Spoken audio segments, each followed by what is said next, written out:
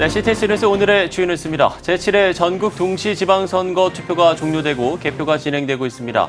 전국 17개 광역시도단체장과 교육감 등을 선출한 6.13 지방선거 관련 소식 전해드립니다. 전 세계의 이목이 집중됐던 북미 정상회담의 성공적인 마무리 이후 한반도의 평화 정책에 대한 기대감이 고조되고 있습니다. 교계 주요 단체들도 환영과 지지 입장을 표명하는 한편 한반도의 평화를 위해 노력할 뜻을 밝혔습니다. 네, 전 세계 이목이 집중된 북미 정상회담으로 한반도의 평화 분위기도 다시 한번 고조되고 있습니다. 한반도 평화 분위기 속에서 남북 관계 개선이 기대되는 가운데 민족 보고마를 꿈꾸는 한국교회 대북 활동 방향에 대해서도 들어봅니다. 연중 기획 다음 세대 대한민국의 희망입니다에서는 다양한 마을 목회 사례를 소개하고 있습니다. 오늘은 봉사를 통해 지역의 다음 세대를 건강하게 세우고 있는 마을을 찾아가 봤습니다.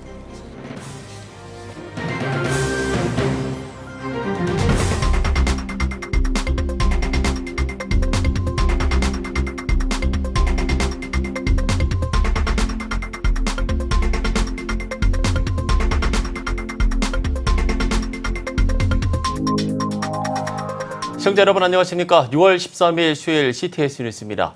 국민들의 관심과 기대 속에 제7회 전국 동시지방선거가 열렸습니다. 국민들은 지역을 위해 일할 일꾼들을 위해 소중한 한 표를 행사했는데요. 6.13 지방선거 소식 유현석 기자가 전해드립니다.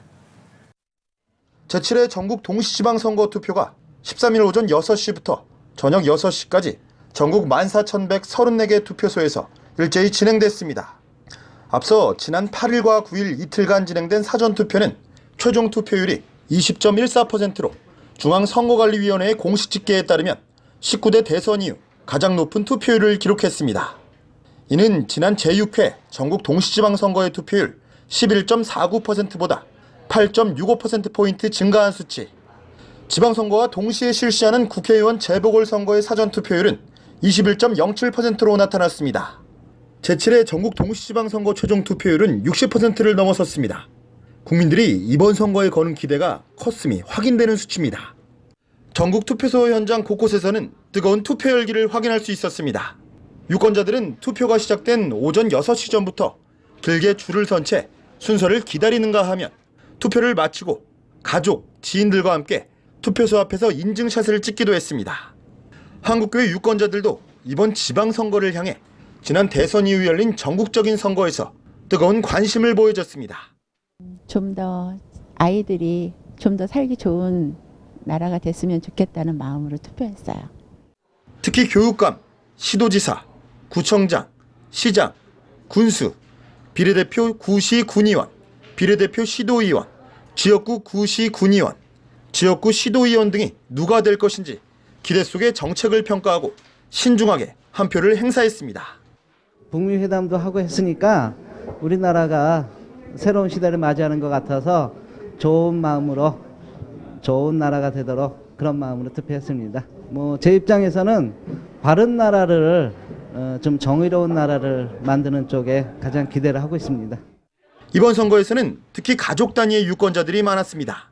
자녀들에게 투표의 의미를 몸소 보여주며 백년지대계 교육과 안전을 짊어질 책임있는 지도자 선출을 기대했습니다. 아이들과 함께 이렇게 투표장에 와서 투표를 하게 돼서 정말 기쁘고요. 아이들에게도 좋은 교육의 기회가 된 것 같습니다. 저희의 소중한 한 표가 잘 전달이 되기를 바랍니다. 선관위는 투표함 투표용지 투입구를 특수 봉인지로 막아 투표관리관, 투표 참관인과 함께 경찰의 호송 아래 254곳의 개표소로 옮겨 개표를 진행했습니다. 이번 지방선거를 통해 전국적으로 광역단체장 17명, 교육감 17명, 기초단체장 226명, 광역의원 824명, 기초의원 2,927명, 교육의원 5명 등 모두 4,016명의 지역의 일꾼들이 선출됩니다. 국민들은 대한민국의 살림과 교육을 책임질 4,016명의 지역의 일꾼들에게 소중한 한 표를 행사했습니다. CTS 뉴스 유현석입니다. 싱가포르에서 성공적으로 마친 북미 정상회담에 대해서 국내는 물론 전 세계에서 환영과 지지의 의사를 표명하고 있습니다. 한국교회에서도 한반도의 항구적인 평화 정책에 대한 기대와 또 적극 환영한다는 입장을 밝혔는데요. 새로운 평화의 시대를 함께 열어가기 위해 한국교회가 실천할 수 있는 구체적인 방안을 마련하고 성도들이 관심을 가져줄 것을 당부했습니다. 최대진 기자입니다.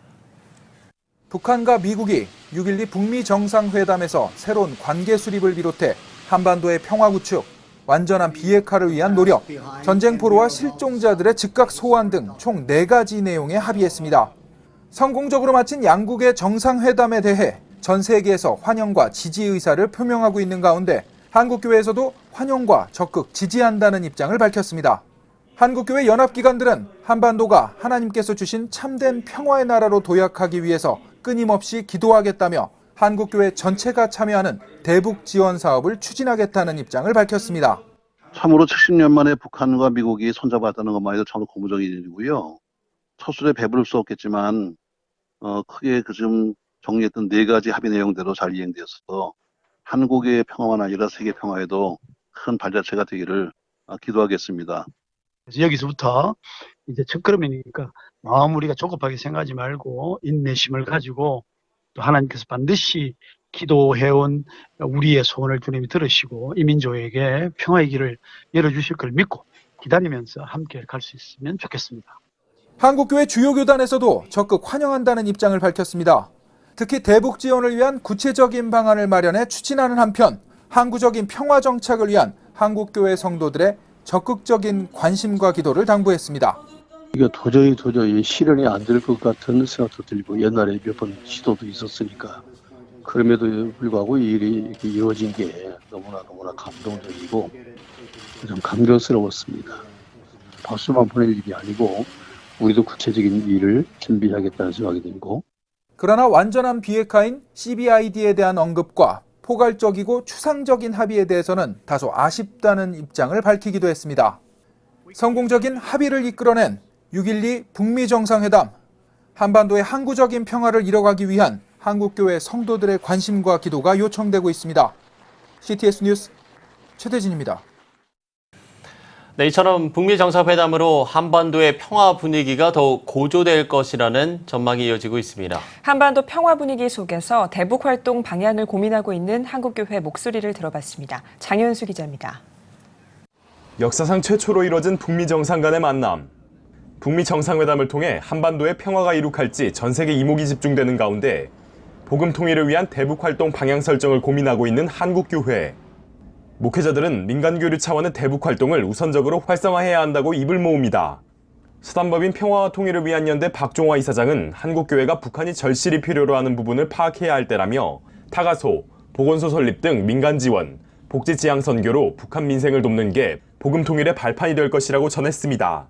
대북 민간 지원을 위해 사단법인 한반도 녹색평화운동협의회와 사단법인 조국을 푸르게, 한국교계 국회평신도 5단체 협의회, 평통연대 측은 통일 화합나무 심기 운동으로 북한 환경을 위한 민간 지원을 지속 전개하며 대북 교류를 확대할 계획입니다. 북한이 원하는 건 남북한 민간 교류예요. 민간 교류니까 어려울 때 도와주냐. 여기 제일 중요합니다. 북한이 가장 제일 먼저 원하는 것이 뭐냐. 그래서 예를 들면 나무 심기.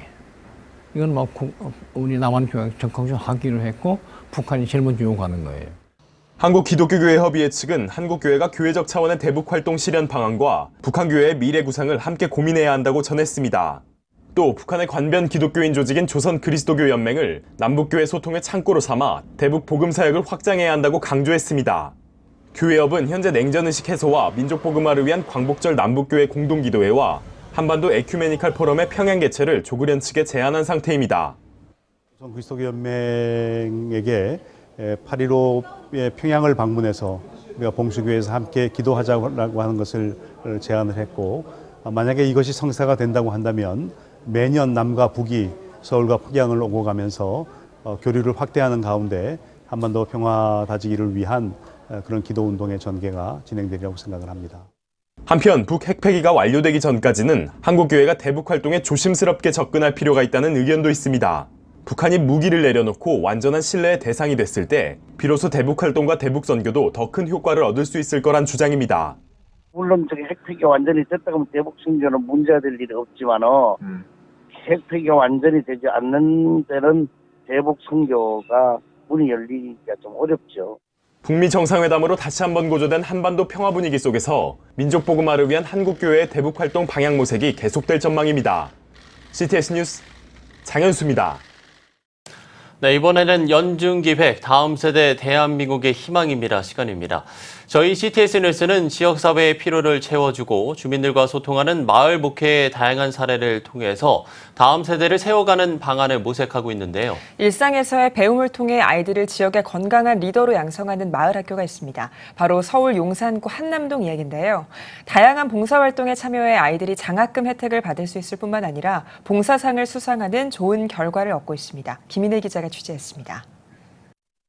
이제는 아이들을 학교에서만 책임지는 것이 아니라 학교와 마을이 함께 키워내야 한다는 목소리가 높습니다.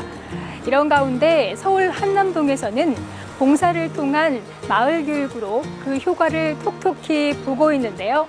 그 현장 속으로 함께 가보시죠.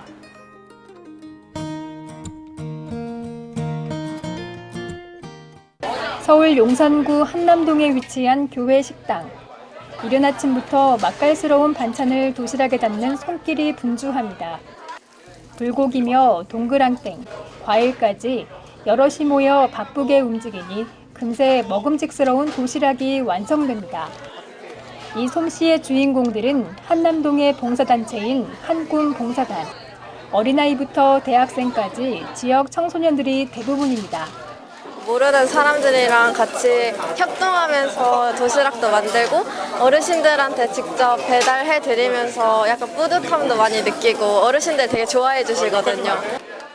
행복한 한남동 만들기 사역의 일환으로 펼치는 한군 봉사단의 밑반찬 나눔은 어렵게 생활하는 지역 어르신들에게 작은 희망의 불씨를 전하는 사역으로 손꼽힙니다. 학생들이랑 다 같이 만들어가지고. 매달 한 차례씩 독거노인들에게 직접 조리한 반찬을 전달할 뿐 아니라 노인정과 저소득층, 홀모임 노인들을 찾아가 말벗이 돼주고 마을 청소 등 봉사활동도 함께 펼치고 있습니다. 특히 한남동 지역 청소년들은 봉사단 활동을 통해 장학금 수혜는 물론 대학 진학, 봉사장 수상 등의 좋은 결과를 얻고 있습니다. 그 비결은 바로 봉사점수. 꾸준히 봉사활동을 해온 영빈 양도 이 마을에서 얻은 봉사점수로 원하는 대학에 진학하는 데 큰 도움이 됐습니다. 일단 지속적으로 봉사활동을 계속하니까 봉사 시간도 쌓이고 이 친구가 봉사활동을 지속적으로 하는구나라는 인식을 갖게 해주는 것 같아요. 이처럼 서울 한남동의 청소년들이 건강하게 성장할 수 있는 이유는 지역교회인 한남제일교회의 역할이 큽니다. 화려한 조명과 유흥업소들이 즐비한 이태원 옆에 자리하고 있는 한남동은 학원이 하나도 없습니다. 그러다 보니 아이들의 학력 조절 문제가 생기고 부모들은 교육열이 높은 다른 지역으로 떠나는 상태입니다. 그 영향은 교회 학교 감소까지 미쳤습니다. 이처럼 문제의 심각성을 느낀 교회는 어떻게 하면 지역을 도울 수 있을까 생각하다 크게 두 가지 일을 시작했습니다.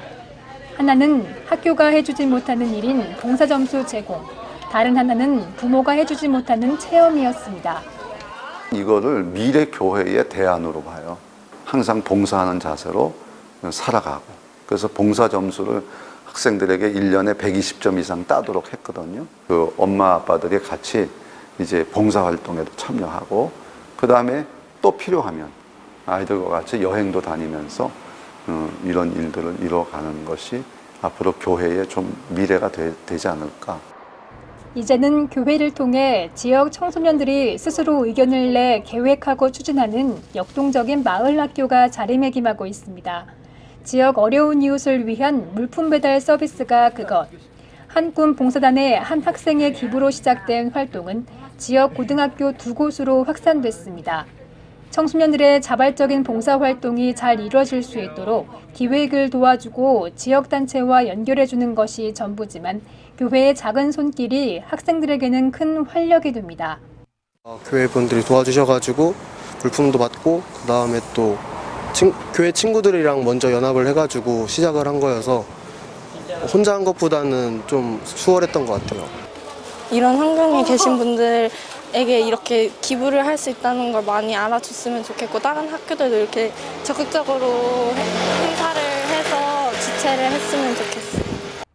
한남제일교회는 주민들의 좋은 친구가 되자는 비전도 갖고 있습니다. 이를 위해 지난 2014년부터 마을 공동체 사업에 본격 참여했습니다. 그 첫 출발은 주민들과의 대화였습니다. 주민들은 이 자리에서 허심탄회한 의견을 내놨고 이것은 한강과 남산 사이시라는 주민 모임으로 구체화됐습니다. 교회가 주축이지만 종교색을 드러내지 않고 지역을 위해 여러 봉사들을 해오다 보니 지역기관 단체가 더욱 관심을 갖게 됐습니다. 이후 마을 공모 사업을 통해 후원을 받고 예산을 확보해 더 많은 사역을 할 수 있게 됐습니다. 교회가 지역사회 이런 차원에서 보면은 되게 좋은 자원이라고 생각하거든요. 여러 교회들이 좀 많이 참여해가지고 지역과 교회가 같이 잘 발전해서 성장하면 좋겠다는 생각을 합니다. 도심의 화려한 모습 뒤에 가려진 교육복지 사각지대에서 주민들과 끊임없이 대화하고 이해하는 과정을 통해 교회가 더욱 성숙해지고 마을도 발전하고 있습니다. 마을 목표도 마찬가지예요. 철학이에요. 정신이거든요.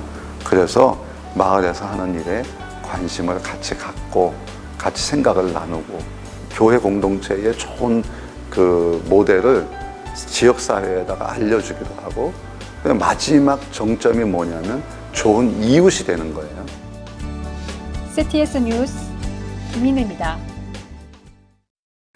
제102회기 베이비붐 세대 전도 목회 세미나가 제2의 인생 준비하고 있나요란 주제로 한국교회 100주년 기념관에서 열렸습니다. 예장통합총회 국내 선교부 주최로 열린 세미나 개회 예배에서 설교를 전한 총회 교회성장운동지원본부 장년세대 분과위원장 홍정근 목사는 세미나를 통해 베이비붐 세대를 선교 동력화하고 장년세대가 더욱 활성화되기를 바란다고 전했습니다. 이어 참석자들은 관련 사례 발표와 질의응답, 종합토론의 시간을 가졌습니다. 이번 세미나는 은퇴 후 제2의 삶을 준비하는 베이비붐 세대들이 달란트와 재능을 통해 새로운 인생을 설계하고 지역을 섬기며 전도할 수 있는 방안을 고민하기 위해 마련됐습니다. 한국 컴패션이 어린이 양육 사역 경험과 철학을 통해 한국교회에 나아가야 할 방향을 제시하는 2018 목회자 컨퍼런스를 열었습니다. 교회가 선물이다를 주제로 열린 컨퍼런스에는 베이직교회 조정민 목사가 강연자로 나서 세상과 소통하는 교회의 모습과 다음 세대 사역의 중요성에 대해 설명했습니다. 또 지역교회와 기독 NGO의 협력 사례를 통해 지역교회가 세상의 빛과 소금을 감당할 수 있는 방안을 논의했습니다. 네, 지난 3월 8일 열린 제14차 WCC 아류사 선교대회 보고세미나가 열렸습니다. 보고세미나에는 선교대회 한국 참가자들이 나서 선교대회의 주요 내용과 역사적 의의에 대해 한국교회에 보고했습니다. 보고자들은 선교대회가 주님의 제자로서 영혼 구원과 더불어 세상과 예수 그리스도의 희망의 메시지를 나눠야 하는 사명을 확인한 자리였다고 평가했습니다.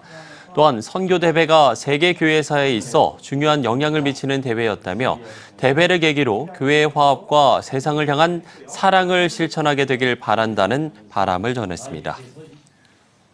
한국기독교출판협회가 기독교 문화거리를 조성합니다. 기출협은 오는 20일부터 24일까지 서울 삼성동 코엑스 전시관에서 열리는 2018 서울국제도서전에 기독교 문화거리를 조성할 것으로 알려졌습니다. 올해 기독교 문화거리에는 20여 곳의 기독 출판사들이 총 10개의 부스를 마련해 기독 서적을 전시하고 방문객들을 위한 이벤트를 마련합니다. 한편 기출협은 지난 2008년부터 서울국제도서전에 참가하는 회원사들의 부스를 한자리에 모아놓은 기독교 문화의 거리를 조성해 문서 선교와 문화소통의 장으로 삼고 있습니다. 중국이 자국 내 한국인의 선교 활동에 대한 단속을 강화하고 있는 것으로 알려졌습니다. 홍콩의 사우스 차이나 모닝포스트 보도에 따르면 지난달 27일 중국 저장성 원저우시의 한 호텔에서 우리나라 선교사 2명이 중국 당국에 의해 체포된 것으로 밝혀졌습니다. 체포 이유는 선교사들이 지하 교회를 세워 운영했기 때문이며 교회는 당일 폐쇄된 것으로 전해졌습니다. 이 같은 선교 활동 압박 조치는 종교 사무조례가 시행된 이후 가속화되고 있는 것이며 중국에서 추방당한 우리나라 선교사의 수는 올해에만 최소 16명인 것으로 알려지고 있습니다.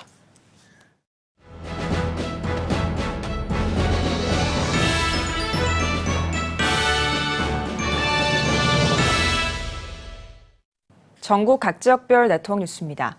호국보훈의 달을 맞아 나라사랑 평화기도회가 열리는 등 교회와 기독단체들의 다양한 움직임들이 있는 가운데 최근 북미 정상회담을 통해 한반도의 밝은 미래를 기대하는 목소리도 들리고 있습니다. 대한민국 최북단에 있고 한반도의 중심이라 할 수 있는 철원에서 아픈 상처를 간직한 교회가 그 역사를 보듬고 복음 통일을 준비하고 있다고 합니다. 신현철 기자입니다. 분단의 상흔이 그대로 남아있는 곳 철원. 철원에서도 민통성 검문소 바로 아래 위치한 철원제일교회터는 6.25의 아픔을 고스란히 간직하고 있을 뿐 아니라 건축학적으로도 의미가 있어 대한민국 근대문화유산 제23호로 등록되어 있습니다. 장로교 웰본 선교사에 의해 세워진 철원제일교회는 선교 권역에 따라 감리교회로 몇 차례 건축되어 오다 6.25 때 손실됐으며 2005년 감리교 사업으로 시작해 2013년 철원제일교회 복원기념예배당이 예터 옆에 세워졌지만 역사에 대해 정리된 것이 부족해 향후 5년간의 고증과 추가 자료 수집을 거쳐 1층의 역사관을 개관하고 감사 예배를 드리게 됐습니다. 예배에서 이철 감독회장 직무대행은 우리는 복음적 통일을 기대하며 이 모든 일의 섭리를 주권자인 하나님께 맡기며 기도하며 나아가야 한다고 강조했습니다. 이북에 세워졌던 교회들도 다시 건설하고 복음이 그 땅에 따라가 남쪽도 북쪽도 경계도 없이 모두가 다 예수 그리스도를 나의 구세주로 고백하고 창조주 하나님을 나의 참되신 하나님으로 고백하는 이 새로운 역사들이 일어나야 될 줄로 믿습니다. 철원제일교회 복원예배당 1층에 자리한 역사관은 1실과 2실로 구분되어 있으며 1실은 철원제일교회 이상욱 목사와 철원 서지방 역사보존위원장 김진삼 목사가 나서 감리교 선교권역이었던 철원 지역의 복음 전파와 함께 박연선 목사, 강종근 목사 등 철원제일교회에 심우하며 교회가 중심이 되어 독립운동을 이끌었던 선진들의 행보를 볼 수 있으며 이 실은 감리교신학대학교 이덕주 교수와 유은식 목사를 통해 한국 선교 초기부터 현재까지의 모습을 파노라마 형태로 한눈에 볼 수 있습니다. 오늘까지 역사 자료실을 만들기 위해서 역사 발굴도 하고 많은 노력을 기울여서 오늘 이제 마침내 개관을 하게 됐습니다. 이곳을 찾는 분들이 철원제일교회 역사와 철원 지역의 선교 역사를 보시면서 하나님이 어떻게 역사하셨고 또 사람들이 어떻게 주를 섬겼는가를 보면서 아름다운 믿음을 본받았으면 합니다. 이 자료실이 개관됨으로 말미암아 이 교회의 미래 사역이 어떤 사역을 할 것인가, 아마 신앙의 훈련장과 통일을 위한 그런 장을 아마 이 교회가 열어가지 않겠느냐. 그래서 우리나라의 그 통일을 대망하고 통일을 만들어가고 통일을 위해서 기도하는 그 장소가 바로 이 장소 아닌가 그렇게 생각합니다. 한편 매주 목요일 통일기도회를 진행하고 있는 철원제일교회는 앞으로도 복음 통일을 기도로 준비하며 다음 세대에게 신앙의 유산을 물려주기 위한 다양한 프로그램들을 진행할 계획입니다. 예전에 이 땅은 분단의 현실 때문에 북한 땅이었고 또 6.25 전쟁으로 인해서 수복한 땅, 그래서 북한과 남한이 지금 이렇게 분열이 되어 있는 이 땅에 이 철원제일교회를 통해서 다시 한번 남북이 하나 되는 역사를 이루기를 소망하면서 그래서 매주 목요일마다 통일기도회를 하고 있고, 그리고 우리는 여기가 끝이 아니라 저 북한 땅에 가서 복음을 전하고 그들의 영혼도 살리고 구원하는 일에 저희 교회와 또 저의 목회의 비전이 있고 또 그것을 위해서 힘차게 달려갈 것입니다. 분단의 한가운데서 하나님의 뜻대로 하나됨을 소망하는 교회의 발걸음 속에 이 시대를 살아가는 크리스천에게 벅차오르는 기대감과 함께 거룩한 부담감을 선사하고 있습니다. CTS 뉴스 신현철입니다. 2018 경기도 기독교총연합회 2차 실행위원회가 일산 순복음 영산교회에서 진행됐습니다. 말씀을 전한 일산 순복음 영산교회 강영선 목사는 우리 인생은 주님의 구원이 없이는 무엇도 될 수 없다며 지난 과거를 잊지 않고 항상 하나님과 동행하는 성도가 돼야 한다고 강조했습니다. 이어진 2부 실행위원회 회의에서는 경기도 기독교 지도자 오찬 간담회와 31개 시 연합회 임원 해외 세미나 등 전반기 사업 보고와 함께 오는 6월 종교인 과세 세미나와 10월 경기총 30주년 기념 오산리 기도원 부흥성회 등 하반기 사업 등이 논의됐습니다.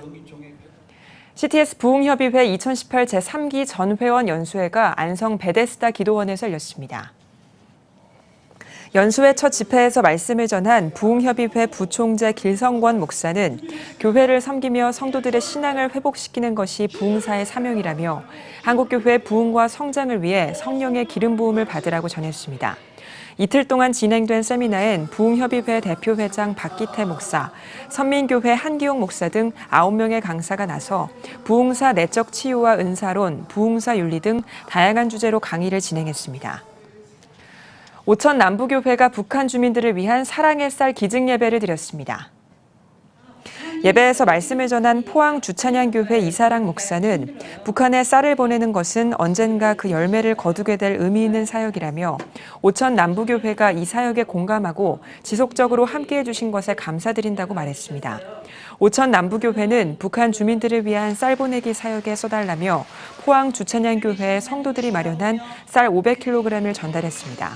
한편 이번에 전달된 쌀은 페트병에 옮겨 담은 후 인천 강화도 앞바다에서 북한을 향해 떠내려 보낼 예정입니다.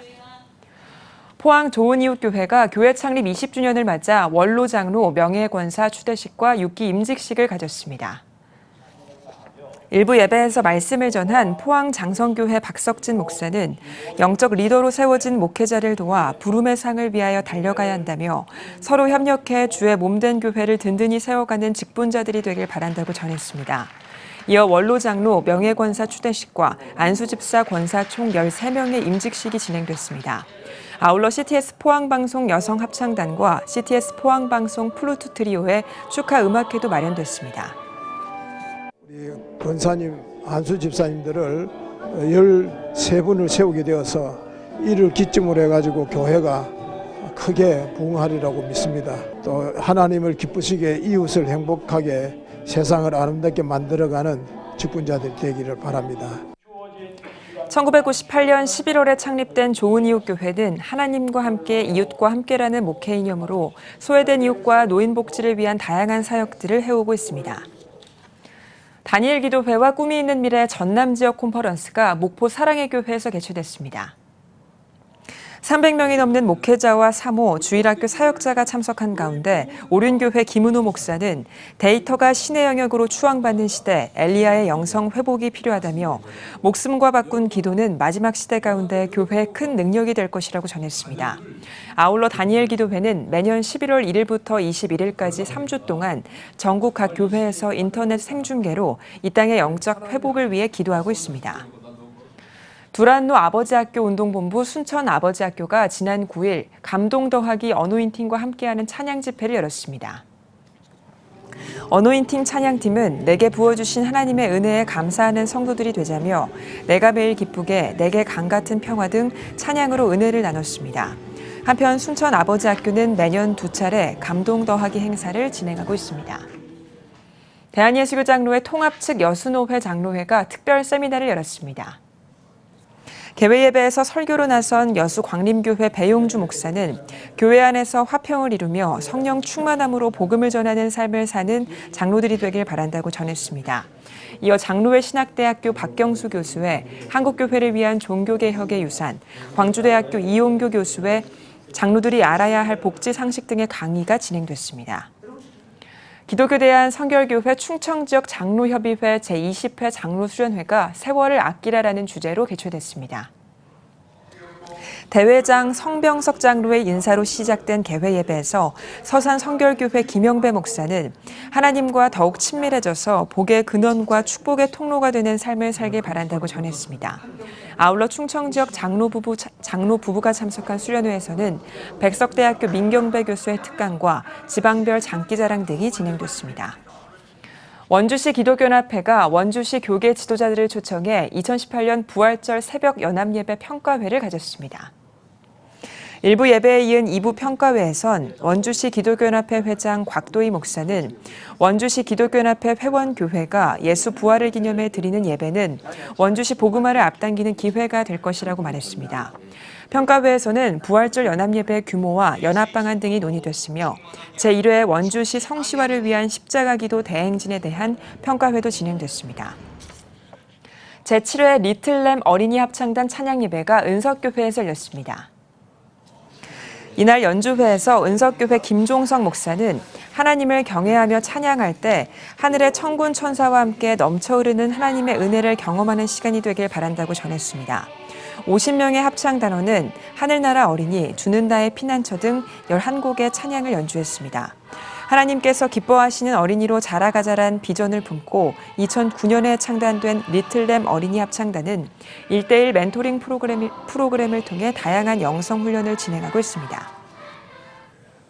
네, 저희 CTS 뉴스는 다음 세대 대한민국의 희망입니다라는 슬로건으로 매주 수요일 다음 세대 활성화를 위한 기획 보도를 이어가고 있습니다.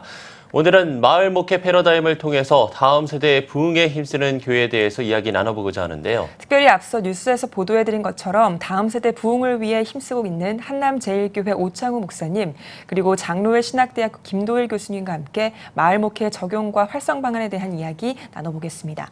CTS 뉴스 잠시 후에 뵙겠습니다.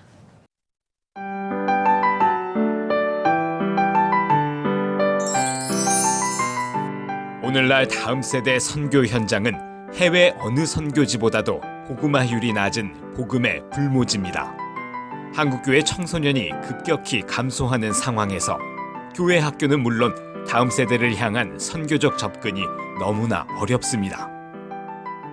아름다운 신앙 계승은 교회의 사명이기에 한국교회와 성도들이 당장 눈에 보이는 결과를 기대하기보다 지속적인 기도와 관심이 이어지길 소원합니다.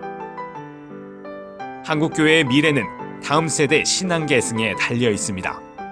예수 그리스도의 은혜와 하나님의 사랑이 자라나는 다음 세대와 함께하기를 기도합니다. 다음 세대, 대한민국의 희망입니다.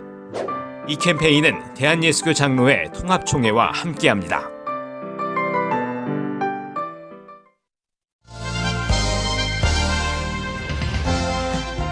여러분은 지금 CTS 뉴스를 시청하고 계십니다.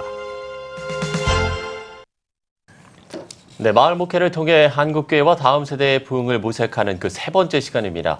앞서 뉴스에서 보도됐듯이 교회와 지역사회 간의 소통과 협력은 교회를 넘어서 지역사회를 활성화하는 지름길이자 또 다음 세대 부흥에도 매우 필요한 요소인데요. 네, 오늘 뉴스 더보기 시간에는 지역사회와 교회 간의 협력을 통해 다음 세대를 세워가기 위한 대안을 제시하고 있는 한남제일교회 담임 오창우 목사님 그리고 장로회 신학대학교 김도일 교수님과 함께하겠습니다. 두 분 어서 오십시오. 네, 두 분 어서 오십시오. 안녕하세요. 안녕하세요. 안녕하십니까. 자, 먼저 김도희 교수님께 좀 질문을 드리겠습니다. 지역사회 내에는 크고 작은 교회들이 있고 또 지역사회와 교회 간의 협업이 이루어지면서 상당히 긍정적인 사례를 볼 수 있는데 지역사회와 교회 그 관계가 왜 중요하다고 좀 생각을 하시는지 먼저 좀 한 말씀 듣겠습니다. 간단하게 얘기하면 사실은 오늘날 우리가 지역사회라고 얘기하는 그 마을 있잖아요. 그거는 예수님이 본래 사역하실 때 마을에서 사역하셨어요. 그래서 마태복음 4장에도 보면 예수님이 갈릴리로 마을로 들어가시고 거기서 두루 다니시고 가르치시고 복음을 전파하시고 그다음에 약한 이들을 병자를 고치셨다. 예. 마을로 들어가는 사역 또 마을 속에서의 교회 사역은 그러기 때문에 그건 예수님의 사역이기 때문에 우리가 본받아서 또 그 일을 행해야 하는 일이기 때문에 지역사회와 교회 관계는 불가분의 관계에 있다. 그렇게 볼 수 있겠습니다. 네. 예. 총회 차원에서 한국교회를 진단하고 이 마을 목회라는 목회 전략을 제시한 건데요. 저희 CTS 뉴스에서도 연이어 보도를 하고 있지만 많은 교회에서 그 내용들을 좀 적용하고 있습니다. 네. 그래서 이 마을 목회 패러다임이 지역교회에 어떤 영향을 미치고 있다고 교수님 보시나요? 저는 이 마을 목회 또 저는 이제 기독교 교육을 하는 사람이라 또 예. 마을 교육 공동체라는 그 개념으로 또 접근을 해서 보면 이 마을 목회는 사실은 그 출발 자체가 교회론적인 회심에서 시작합니다. 뭐냐 하면 그동안에는 이렇게 지역사회로 들어가서 교회가 그 동네에 있는 사람들을 전도하기 위해서만 들어간다고 생각을 했어요. 네. 예. 그래서 이제 교회를 건물을 잘 지어놓고 그걸 마치 노아의 방주처럼 생각하고 그 건물 안으로 이제 죽어가고 있는 영적으로 죽어가고 있는 사람들을 한 분씩 전도를 해서 교회 안 건물로 안으로 방주를 들어오게끔. 집어넣는다. 그럼 글로 들어오면 영생을 얻을 수 있다. 그 개념만 생각하고 있었는데요. 제가 왜 교회론적인 회심이라고 그러냐면 이제는 그 패러다임에서 벗어나서 물론 아직 주님을 모르는 사람들이 주님을 알고 예수님의 그 제자가 또 하나님의 백성이 되는 게 굉장히 중요하지만 그럼에도 불구하고 교회는 그 지역사회 안에 마을에 존재하고 있고 교회가 마을을 위해서 존재한다 이렇게 생각하기보다는 마을과 함께 존재한다고 하는 생각을 갖고 접근을 해야 사람들을 볼 때마다 나는 이 사람을 전도하기 위해서 내가 살아나간다. 그 사람을 자꾸 너무 대상화하고 어떤 목적을 갖고 대하게 되면 그 대하는 것이 순수하지 않을 수 있거든요. 그리고 그게 예. 자연스럽지 않다. 그래서 마을 사람들과 함께 있으면서 삶으로 전도하고 또 기회가 되면 복음의 내용을 이렇게 말해주는 그래서 마을과 교회는 함께 상생하고 또 그 안에서 교회는 마을 속에서 마을 사람들과 존재한다는 생각을 가지게 될 때 저는 마을 목회가 활성화돼서 교회에 궁극적으로 굉장히 유익한 어떤 목회 패러다임이다. 그렇게 말씀드릴 수 있겠습니다. 예, 알겠습니다. 자, 이번에는 오창호 목사님께 좀 질문을 드리겠습니다. 지역사회 섬김을 위해서 그야말로 이 한남제일교회에서 여러 가지 사역들을 펼치고 있다고 하는데 일단은 좀 그 사역들을 좀 소개를 좀 해주신다면요. 저는 김도일 교수님 말씀에 적극 찬성을 하죠. 네. 선교라고는 어떤 대상으로서만이 아니라 그 지역에 우리가 살고 있는 교회로서 어떻게 존재할 거냐 하는 거죠. 저는 굉장히 외로웠어요. 왜냐하면 학교 교목으로 갔더니 목사가 없어도 학교는 운영이 되더라고요. 교회가 없어도 동네는 살아가더라고요. 그래서 늘 생각했던 게 뭐냐면 어떻게 하면 내가 필요한 사람이 되고 필요한 존재로서의 교회가 될 거냐.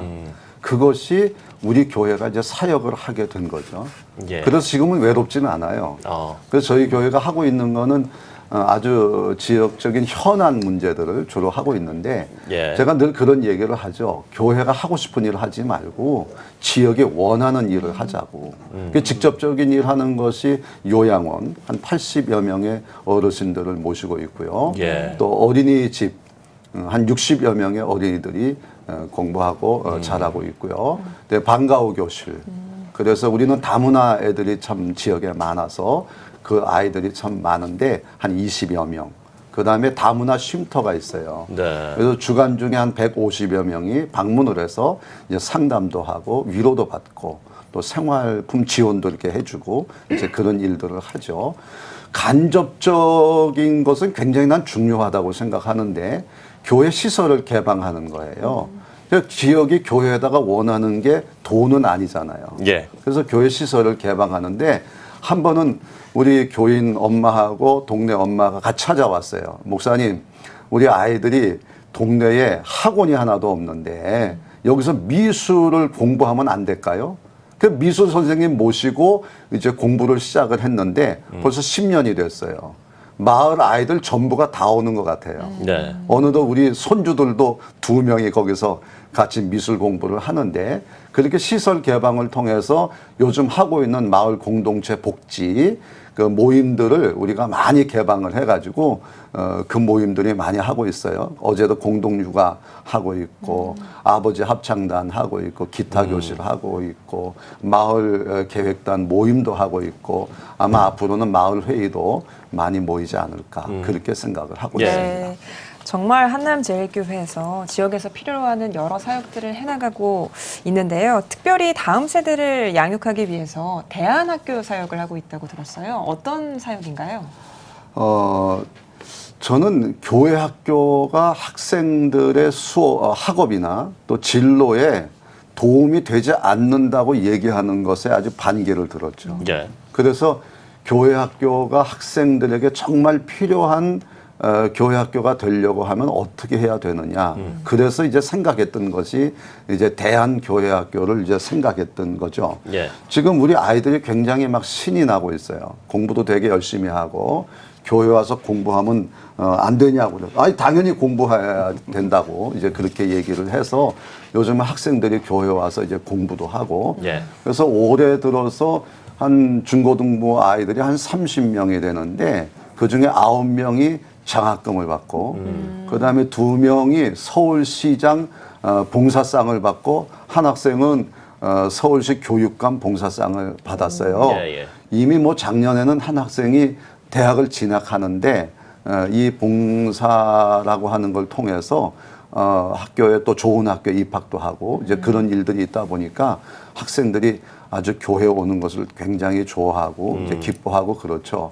저희들의 커리큘럼은 일단 학교 시스템을 바꿨어요. 공동체 시스템으로. 그래서 저희들이 이제 지향하는 거는 어떤 사람이 될 거냐. 그래서 영성 또 봉사성 그다음에 관계성. 그래서 하나님과의 관계에서 예배와 목장을 통해서 자기 주도적으로 그냥 가르쳐주는 거 배운 것만이 아니라 자기들의 이야기를 나눌 수 있게 하고 또 봉사하는 건 이제 꿈꾸던 봉사단을 조직을 해가지고 그 도시락 봉사 이렇게 하는 것처럼 요양원 가서도 봉사하고 동네 청소도 하고 또 꽃밭 가꾸기도 하고 뭐 이런 일들을 해서 1년에 봉사 점수를 한 120점 정도 이제 따게 만들죠. 근데 이게 이제 단순히 봉사 점수만이 아니고 학교에 가서 동아리도 만들고 그 봉사 동아리를 통해서 아이들이 자존감이 많이 높아지고요.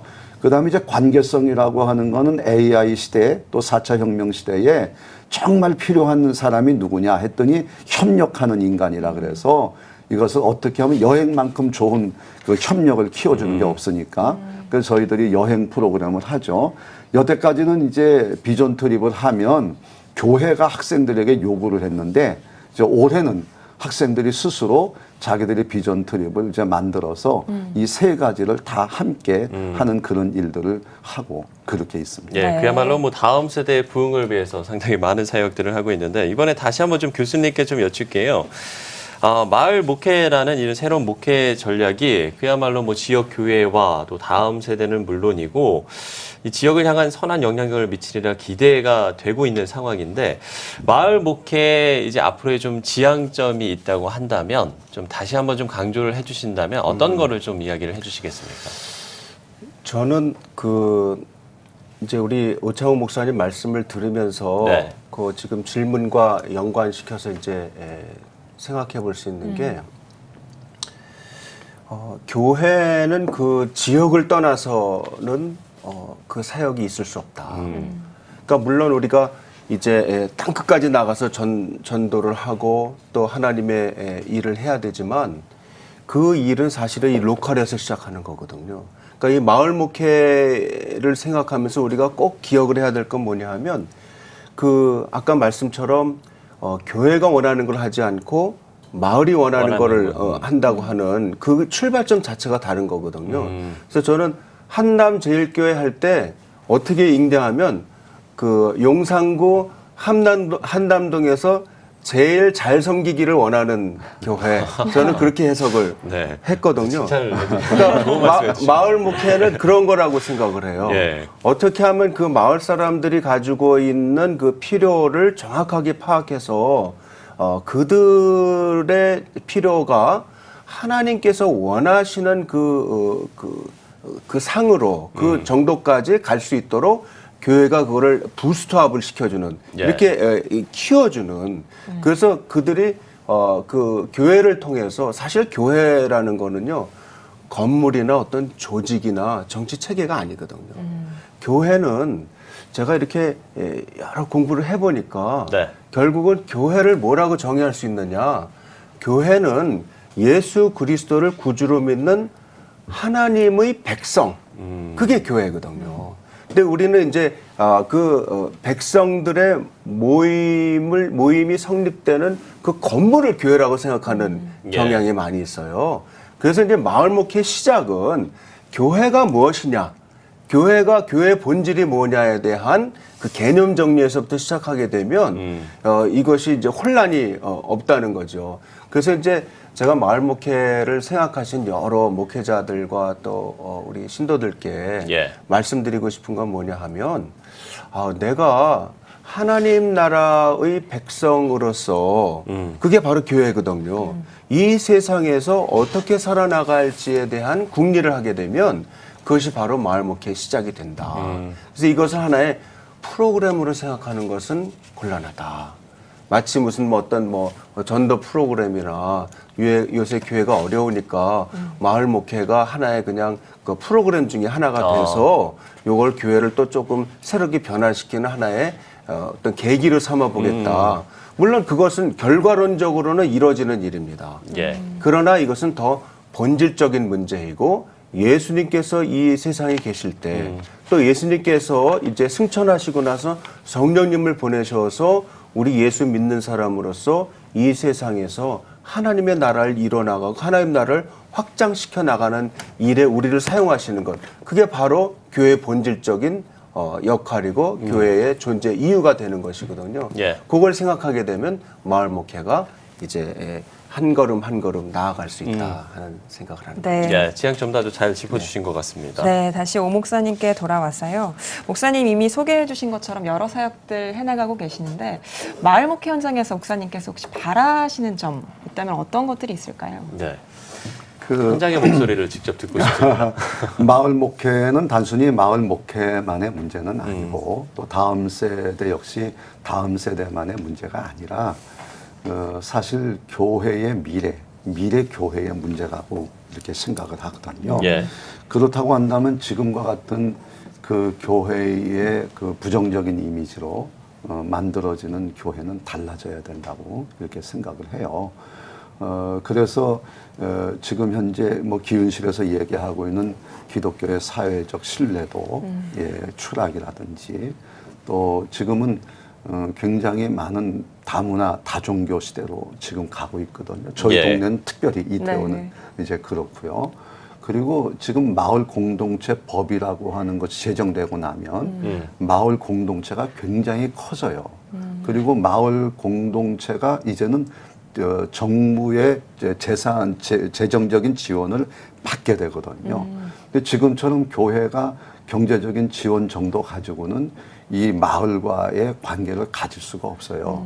그렇기 때문에 지금은 어떤 면에서 보게 되면 이 마을 목회가 우리 한국교회의 새로운 기회다. 나는 그렇게 생각을 하고 그래서 청소년 교회가 가지고 있는 이 틀을 미래 교회의 한 틀로 보고 이 교수님이 앞에 계십니다마는 제가 지도를 많이 받아가지고 교회를 지금 어떻게 세워갈 것인가를 고민하고 또 실천하고 있는데 일단은 절반은 성공했다. 난 그렇게 보고 있습니다. 네. 알겠습니다. 마지막 질문은 두 분께 드릴 텐데요. 먼저 목사님께서 한국교회 성도님들께 전하고 싶은 메시지 한 말씀 듣겠습니다. 네, 더 덧붙여서 그 제목도 있으시면 그 부분에 좀 말씀을 해주시면 좋을 것 같습니다. 그 목회 철학 또는 우리의 신앙의 어떤 정신 철학 이런 것들이 굉장히 중요하다고 생각하는데요. 특히 이제 목사님들이 가지고 있는 목회 철학이 굉장히 중요하다고 생각해요.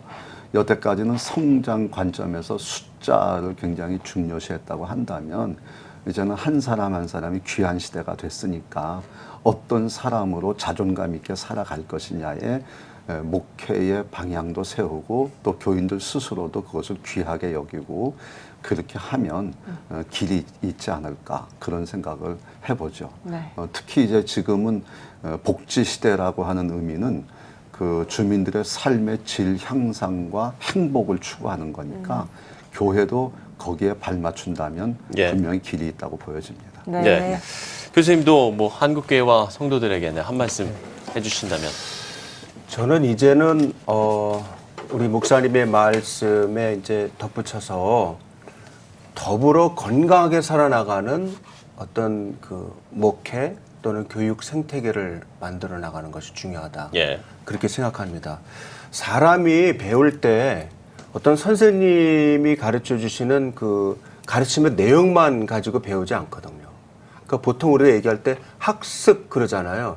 배울 학자고 또 이제 습득할 그 습자가 되잖아요. 예, 그렇죠.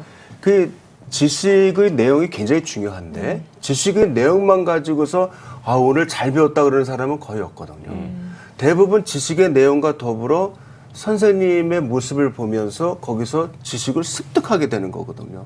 아, 선생님이 이렇게 말씀하시는 거 보니까 우리 목사님이 이렇게 지도하시고 설교하신 다음에 목사님의 살아가시는 모습을 보니까 난 정말 목사님을 본받고 싶어, 닮고 싶어 하는 그게 진정한 학습이고 그것이 일어날 수 있도록 우리가 애를 쓰는 게 건강하고 더불어 살아나가는 학습 생태계를 만드는 게 중요하다. 예. 그렇게 생각을 하거든요. 그래서 저는요, 요즘에 우리 신학교에서 또 가르치면서 장차 목회자가 되실 분들에게 그래요. 이제는 말로만 가르치는 시대는 지나갔습니다.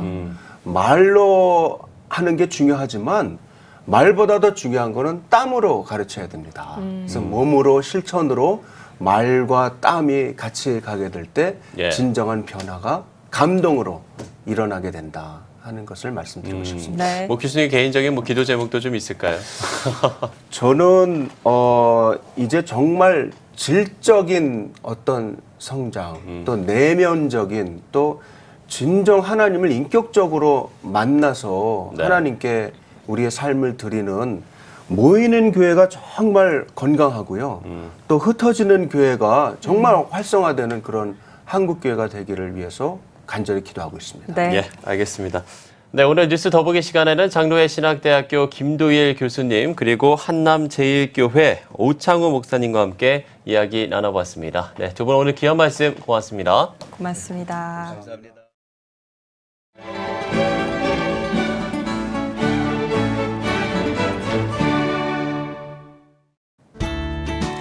내일은 전국에 가끔 구름이 많겠습니다. 아침 최저 기온은 15도에서 19도, 낮 최고 기온은 19도에서 29도가 되겠습니다. 주간 날씨 예보입니다. 이번 예보 기간에는 고기압의 가장자리에 들어 가끔 구름이 많겠습니다.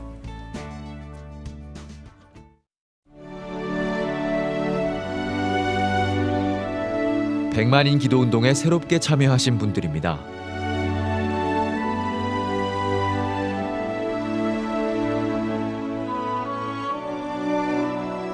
백만인 기도운동을 통해 보내주신 후원금은 국내는 물론 전 세계를 향한 CTS의 영상 선교 사역을 위해 소중하게 쓰이고 있습니다.